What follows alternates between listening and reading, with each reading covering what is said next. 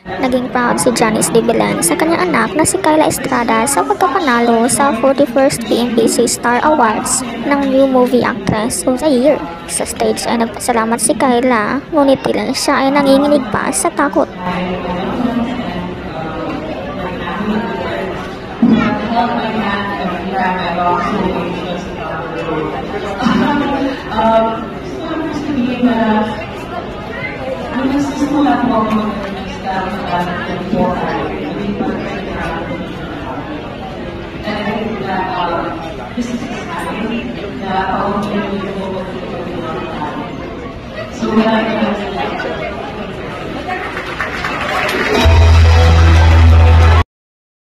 Pag-akyat pa lang, tila tinatago ang tensyong naranasan sa pamamagitan ng kanyang mga ngiti.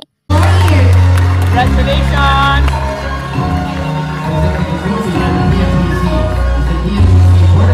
Siya ay mukhang klase sa kanyang kumikinang-kinang na semi-Filipiniana gown.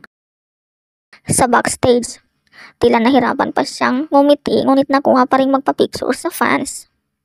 Hindi niya maitago ang kaba, ngunit gayon pa man ay tunay pa rin siyang maganda gaya ng kanyang inang si Janice. Habang patungong elevator, inalalayan pa rin siya ng security dahil hindi na safe sa kanya ang lugar.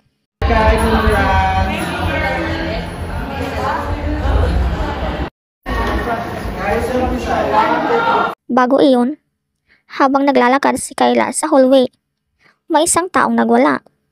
Pinigilan ng security ngunit siya ay nagmamatigas. Ang video na ito ay posted ng isang page na Chantal sa Facebook. Wala pang kumpletong detalye kung ano talaga ang nangyari. Ikaw, ano masasabi mo dito?